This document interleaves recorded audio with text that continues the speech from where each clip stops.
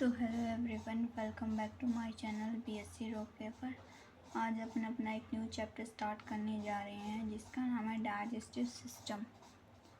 तो digestive system की अगर मैं बात करूँ तो इस चैप्टर में अपन जानेंगे कि किस प्रकार से जो फूड अपन लोग खाते हैं आखिर वो किस प्रकार से डाइजेस्ट होता है, मीन्स पचता है।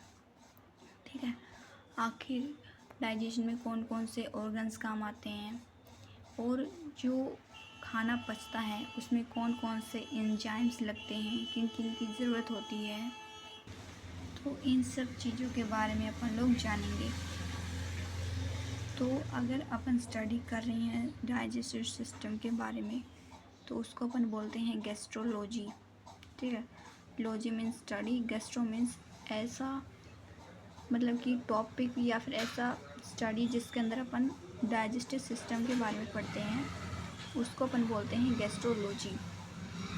ठीक है, फिर बात आती है डाइजेशन की डेफिनेशन क्या है, किस प्रकार से अगर आपसे कोई पूछ ले कि आखिर डेफिनेशन बताओ डाइजेशन की क्या होती है, तो अगर मैं बताऊं डेफिनेशन की, तो हमारी बॉडी जब किसी कॉम्प्लेक्स पार्टिकल को, लार्ज पार्टिकल को कन्वर्ट कर देती है छोटे पार्टिकल या सिंपल पार्टिकल के अंदर, और ये जो पार्टिकल है ये किसका होना चाहिए, फूड का। मीन्स फूड के अगर किसी कॉम्प्लेक्स पार्टिकल को जब कन्वर्ट कर दिया जाता है स्मॉल पार्टिकल के अंदर, तो उस प्रोसेस को अपन बोलते हैं डाइजेशन। जैसे ये कोई कॉम्प्लेक्स पार्टिकल था हमारा, और जब ये कॉम्प्लेक्स पार्टिकल ब्रेक डाउन होता है छोटे छोटे पार्टिकल्स के अंदर, तो उसको अपन बोलते हैं डाइजेशन प्रोसेस। ठीक है, जो छोटे छोटे पार्टिकल्स बने हैं ये सिंपल पार्टिकल्स होते हैं, और जो बड़ा कॉम्प्लेक्स अपन ने लिया था वो था हमारा कॉम्प्लेक्स पार्टिकल। ठीक है, अब एक चीज़ है कि जो डाइजेशन है वो एक कैटाबोलिज्म प्रोसेस है। कैटाबोलिज्म मतलब कि कैटा मीन्स काटना या तोड़ना, यानी कि कैटाबोलिज्म के अंदर भी क्या होता है, किसी लार्ज पार्टिकल को तोड़ दिया जाता है छोटे छोटे पार्टिकल्स के अंदर, तो चीज़ों को ब्रेक डाउन होता है। तो इसी वजह से जो डाइजेशन है वो एक प्रकार से क्या है, कैटाबोलिज्म प्रोसेस है। ठीक है, अब अपन जानेंगे कि आखिर जो ह्यूमंस बीइंग है उनकी बॉडी में डाइजेशन कैसे होता है। आखिर जो फूड अपन लेते हैं वो दांतों के द्वारा ग्राइंड कर दिया जाता है, कटिंग की जाती है, बाइटिंग की जाती है, उसके बाद वो कहाँ जाता है। ठीक है, तो ये है हमारा डाइजेस्टिव सिस्टम का डायग्राम है। अगर आप थ्योरी के लिए पढ़ रहे हो तो ये, और आपके एग्ज़ाम में ये क्वेश्चन आ जाए डाइजेस्टिव से रिलेटेड, तो आप ये डायग्राम बना सकते हो। तो इस डायग्राम का इंट्रो देते हुए मैं बताऊंगी कि ये जो हिस्सा है इसको, ये है अपना नोज़। ठीक है, जिससे अपन ब्रीथ करते हैं। फिर ये है हमारा माउथ। अब माउथ में हमारे होते हैं टीथ प्रेजेंट होते हैं। फिर ये जो हिस्सा है, पार्ट है, ये हमारा फेरिंक्स। ठीक है, फेरिंक्स बोलते हैं। और ये वाला जो हिस्सा है इसको बोलते हैं ट्रैकिया, श्वास नली। ये जो है ये वाला हिस्सा, इसको अपन बोलेंगे फूड पाइप या ईसोफेगस। और जो खाना है वो हमारे माउथ से होते हुए आता है फेरिंक्स के अंदर, फिर आता है फूड पाइप के अंदर, फिर वहाँ से होते हुए आता है ईसोफेगस के अंदर। और जो खाना है ईसोफेगस से होता हुआ आता है स्टमक के अंदर, और स्टमक में रहेगा। ठीक है, लेकिन साथ में जो पैनक्रियाज ग्लैंड है, लीवर है, गॉल ब्लैडर है, ये कुछ एंजाइम्स बना रही होती हैं, और वो जो एंजाइम्स होंगे वो उस फूड के साथ मिला दिया जाता है। ठीक है, जब वो अच्छे से मिक्स हो जाएंगे तब जो स्टमक के अंदर फूड था वो किसके पास जाएगा, इस वाले हिस्से के पास, स्मॉल इंटेस्टाइन के पास। अब स्मॉल इंटेस्टाइन में सबसे ज़्यादा काम डाइजेशन का ही होता है। लार्ज इंटेस्टाइन के अंदर कोई डाइजेशन का काम नहीं होता। तो ये हमारा लार्ज इंटेस्टाइन, स्मॉल इंटेस्टाइन से ऐसे ऐसे घूमता हुआ हमारा खाना आएगा, और वो लार्ज इंटेस्टाइन के अंदर चला जाएगा और यहाँ से होते हुए जो खाना वेस्ट मटेरियल है, ठीक है, उसको अपने शरीर से बाहर निकाल लिया जाएगा, ठीक है।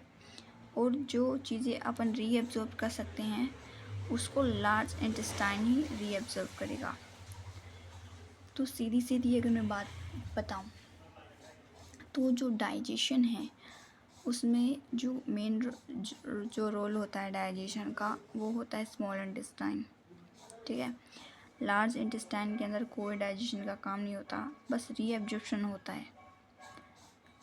और जो लीवर है, गैल ब्लैडर है, पेनक्रियास ग्लैंड है, ये आगे जाकर अपन देखेंगे ये कौन कौन से एंजाइम रिलीज़ करता है।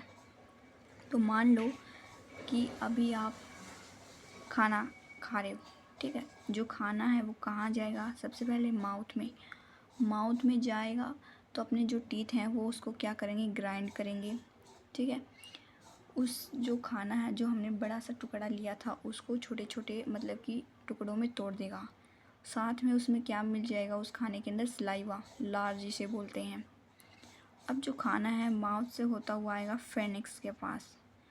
अब फेनिक्स पे जो होता है यहाँ पर होते हैं दो, मतलब कि दरवाजे की तरह एक्ट करते हैं, ठीक है। एक तो फूड पाइप की तरफ और एक होता है ट्रैकिया के पास। ये जो हिस्सा है इसको अपन ट्रैकिया बोलेंगे। तो जब अपन खाना खा रहे हैं तो ये ट्रैकिया बंद हो जाएगा, ठीक है, श्वास नली बंद हो जाएगी और जो एपिग्लोटिस है वो क्या हो जाएगा, खुल जाएगा ढक्कन की तरह, और वो अपने अंदर क्या करेगा, खाने को आने देगा, ठीक है। जब अपन खाना नहीं खा रहे होते तो एपिग्लोटिस बंद रहता है और ट्रैकिया वाला जो वॉल है वो क्या रहता है, खुला रहता है। मान लो कि हमने खाना खा रहे हैं, ठीक है, तो एपिग्लोटिस खुलेगा, खाना फेनिक्स से होता हुए आएगा एसोफेगस के पास। एसोफेगस एक ऐसी चीज़ है जिसके अंदर डाइजेशन का प्रोसेस नहीं होता, ठीक है। वो क्या करता है, सिर्फ ट्रांसपोर्ट करने का काम करता है। फेनिक्स के पास जो फूड था वो स्टमक के पास लेके आएगा। फेनिक्स से एपिग्लोटिस से होता हुआ क्या होगा, खाना आएगा स्टमक में। स्टमक में होता है हमारा HCl जो कि उस फूड को क्या करेगा, बिल्कुल गला देगा अच्छे से। अब जो फूड है जैसे ही थोड़ा बहुत डाइजेशन की प्रोसेस हो जाएगी तो वो और आगे बढ़ेगा, और वो बढ़ते हुए क्या, जैसे ही पैनक्रियाज, लीवर और गैल ब्लैडर अपने एंजाइम्स बना लेते हैं तो उस फूड पार्टिकल के अंदर मिला देंगे। फूड पार्टिकल के अंदर मिला देंगे तो वो फिर किसके पास जाएगा, स्मॉल इंटेस्टाइन के पास। और स्मॉल इंटेस्टाइन से जब सारा प्रोसेस हो जाएगा डाइजेशन का तो वो किसके पास जाएंगे, यहाँ से लार्ज इंटेस्टाइन के पास। और लार्ज इंटेस्टाइन में होता है हमारा रीअब्जॉर्प्शन, यानी कि जिस चीज़ की हमें ज़रूरत है उसको रीअब्जॉर्ब कर लिया जाएगा और जिसकी ज़रूरत नहीं है वो लार्ज इंटेस्टाइन से होते हुए एनस के थ्रू शरीर से बाहर निकाल लिया जाएगा खाना, ठीक है, fecal matter, as a form of fecal matter. अब जो लार्ज इंटेस्टाइन है उसके साइड में एक ये छोटा सा ये जो है फिंगर लाइक स्ट्रक्चर है छोटी सी, इसको अपन बोलते हैं अपेंडिक्स। अपेंडिक्स की अगर मैं बात करूँ तो आपने सुना होगा, बहुत ही ज़्यादा कॉमन होती है ये चीज़ कि कुछ लोगों से, अपने आसपास के लोगों से, कि अपेंडिक्स का ऑपरेशन करवाया है, अपेंडिक्स मतलब कि निकलवाई है। तो मीन्स इसकी अगर मैं बात करूँ अपेंडिक्स की तो ये एक वेस्टिजियल ऑर्गन है, मतलब अब किसी काम में नहीं आता, ये ऐसा ऑर्गन है।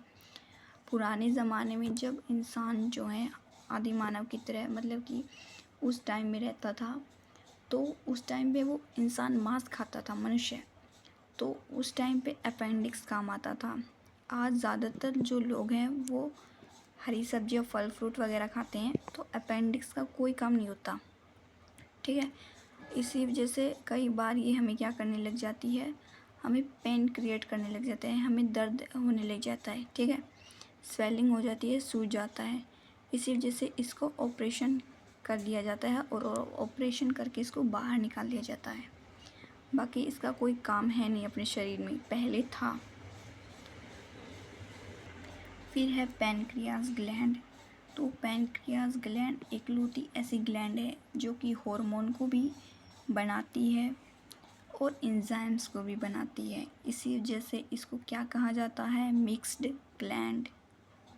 ठीक है, क्योंकि हार्मोन्स और एंजाइम्स दोनों का फॉर्मेशन करती है।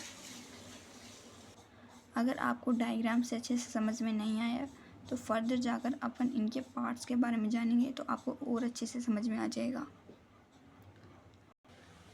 तो जो डाइजेस्टिव सिस्टम है उसको मेनली अपने 2 पार्ट्स में डिवाइड किया है। फर्स्ट है एलिमेंट्री कैनाल और दूसरा है हमारा डाइजेस्टिव ग्लैंड।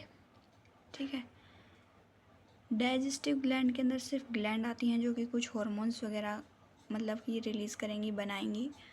एलिमेंट्री कैनाल के अंदर हमारे आएंगे mouth, Phoenix, food pipe, stomach, large intestine, small intestine. ये तो देखो क्या करना है, सबसे पहले याद रखना है खाना किसके अंदर जाएगा, माउथ में। माउथ से होते हुए खाना किसके पास जाएगा, फिनिक्स के पास। फिनिक्स से होते हुए किसके पास जाता है, फूड पाइप या ईसोफेगस के पास। ईसोफेगस से आगे खाना किसके पास जाएगा, स्टमक के पास। स्टमक से आगे खाना किसके पास जाएगा, स्मॉल इंटेस्टाइन। स्मॉल इंटेस्टाइन से होता हुआ किसके पास जाएगा, लार्ज इंटेस्टाइन। और लार्ज इंटेस्टाइन में जिस खाने की ज़रूरत होती है वो मतलब कि जिस चीज़ की ज़रूरत होती है वो रख लिया जाता है और जिसकी ज़रूरत नहीं होती उसको बाहर निकाल दिया जाता है, भेज दिया जाता है एनएस में। और एनएस के थ्रू फीकल मैटर की फॉर्म में वेस्ट मटेरियल बाहर निकाल देंगे। आया। फिर है सबसे ज़्यादा डाइजेशन कौन करता है, स्मॉल इंटेस्टाइन। स्टमक जो होता है उसके अंदर कुछ एसिड और कुछ एंजाइम्स प्रेजेंट होते हैं। फूड पाइप को एसोफेगस बोलते हैं, यहाँ पर कोई डाइजेशन नहीं होता। फेरिंक्स एक ऐसी जगह है जहाँ पर हमारी ट्रैकिया और फूड पाइप दोनों मिलती हैं एक दूसरे से।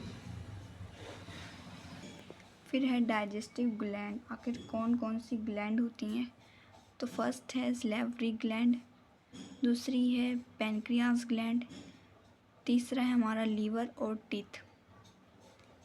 पैनक्रियाज ग्लैंड में कुछ हार्मोन्स बनते हैं और कुछ एंजाइम्स। ठीक है, सैलिवरी ग्लैंड में हमारा सलाइवा जिसे लार बोलते हैं। लीवर भी कुछ एंजाइम्स को बनाता है। ठीक है, तो ग्लैंड से अपना टॉपिक स्टार्ट करते हैं। फर्स्ट है हमारा सैलिवरी ग्लैंड। सैलिवरी ग्लैंड जो हमारा सलाइवा का फॉर्मेशन करता है।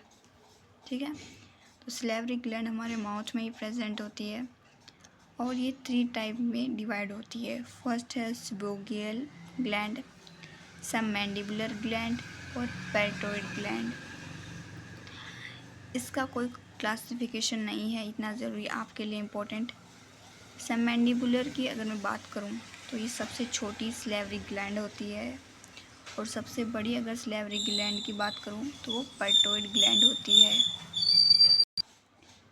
तो पैराटाइड ग्लैंड सबसे बड़ी सैलिवरी ग्लैंड होती है और ये हमारे कान की जो साइट है वहाँ पर पाई जाती है। अब एक चीज़ याद रखना कि एक बीमारी होती है मेल के अंदर, मम्स जिसे बोलते हैं।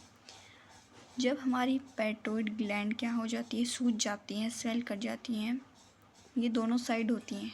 ठीक है, और तो जब ये स्वेल कर जाएंगी तो हमारी जो टेस्टिस है,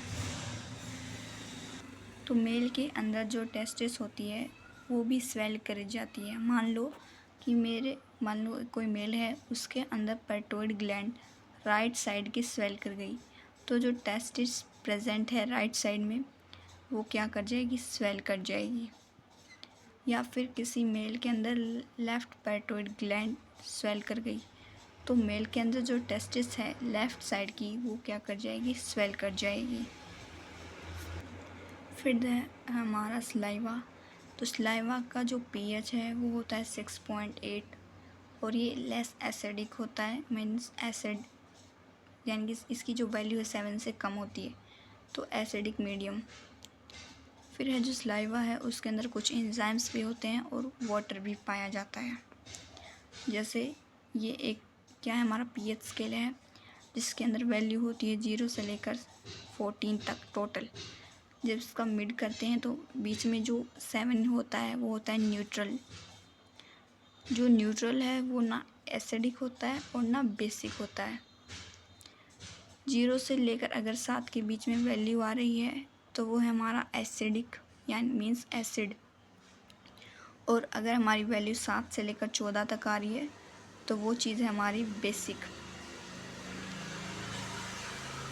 ये तुम लोग जो है केमिस्ट्री के अंदर पढ़ोगे, ठीक है, इसको फर्दर आगे जाके। फिर है बात आती है कि एक दिन में कितने लीटर सलाइवा बनता है, रिलीज़ होता है, तो लगभग 1.5 लीटर सलाइवा रिलीज़ होता है, मीन्स बनता है। फिर है कि सलाइवा के अंदर कौन कौन से एंजाइम्स पाए जाते हैं, तो मेनली 2 एंजाइम्स पाए जाएंगे। फर्स्ट है टायलिन या फिर जिसे अमाइलेज भी बोलते हैं, और अमाइलेज का काम क्या है कि कार्बोहाइड्रेट को डाइजेस्ट करता है, कार्बोहाइड्रेट को तोड़ देता है माल्टोज के अंदर, ठीक है, फर्दर जाकर। फिर है लाइसोजाइम। लाइसोजाइम का काम है, ये दूसरा एंजाइम है, ये बैक्टीरिया को मारता है, जो कीटाणु वगैरह हैं उनको मार देता है जो कि फूड के अंदर प्रेजेंट होते हैं। फिर है लाइसोजाइम को एंटी बैक्टीरियल एंजाइम भी बोला जाता है। तो आप याद रख लीजिएगा, अगर क्वेश्चन आ जाए कि एंटी बैक्टीरियल एंजाइम कौन सा है तो लाइसोजाइम है। ये किल करने का काम करता है, मीन्स अगर मुंह में प्रेजेंट है ये हमारी लाइसोजाइम माउथ के अंदर, तो अगर हमारे माउथ के थ्रू अगर कोई एंजाइम्स बैक्टीरिया प्रेजेंट आता है, एंटर करता है, तो लाइसोजाइम का काम है वो उसको मार देगा। तो ये हमारा पार्ट फर्स्ट डाइजेस्टिव सिस्टम। ये सब चीज़ें आपको याद रखनी होंगी। आई होप आप सभी को समझ में आया होगा। Thank you.